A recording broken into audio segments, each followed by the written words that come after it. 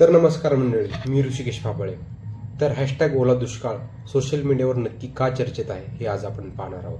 पावसाळा म्हणजे शेतकऱ्यांसाठी आशेचा काळ, पण यावर्षी हीच आशा संकट बनली आहे. महाराष्ट्रात सगळीकडे एकच शब्द ऐकायला मिळतोय, हॅशटॅग ओला दुष्काळ. ओला दुष्काळ म्हणजे नक्की काय? दुष्काळ म्हटलं की आपल्या लक्षात येतं कोरडं शेत आणि पाण्यासाठी झगडणारे लोक.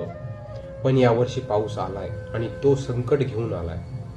कधी कोरडे दिवस, तर कधी अचानक मुसळधार पाऊस, कधी वेळेआधी सरी, तर कधी पिकं उगवल्यानंतर अतिवृष्टी. यामुळे शेतकऱ्यांची सगळी गणिते बिघडली आहेत. ज्या पावसाने हिरवळ यावी तोच पाऊस पिकं वाहून नेत आहे. आज परिस्थिती अशी आहे, काही जिल्ह्यात सोयाबीन, कापूस, तूर ही पिकं पूर्ण नष्ट झाली आहेत. काही ठिकाणी अजूनही पावसाची वाट बघावी लागते. सिंचनासाठी काही पाणी नाही, चाऱ्यासाठी जमीन नाही आणि शेतकऱ्यांचा खर्च वाया गेलेला आहे. गावोगाव शेतकरी त्रस्त आहेत. काहींना कर्ज फेडणं कठीण झालं आहे. काही शेती सोडून शहराकडे वळण घेत आहे आणि म्हणूनच लोकांनी सोशल मीडियावर आवाज उठवला आहे.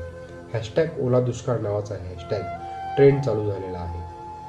नासलेल्या पिकांचे फोटो, व्हिडिओ आणि पाऊस आला तरी नुकसान, नाही आला तरी नुकसान अशा ओळी व्हायरल झालेल्या आहेत. हा फक्त ट्रेंड नाही तर लाखो शेतकऱ्यांच्या दुःखाचं प्रतीक बनलेलं आहे. सरकारकडून पंचनामे सुरू झालेले आहेत.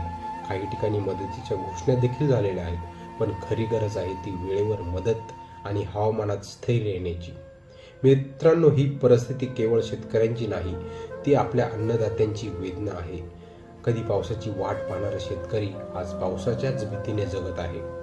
हॅशटॅग ओला दुष्काळ हा फक्त एक शब्द नाही, तो आपल्या जमिनीचा, आपल्या शेतकऱ्यांच्या आणि आपल्या भविष्यातला इशारा आहे.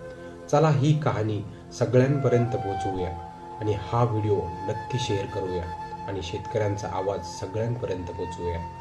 धन्यवाद.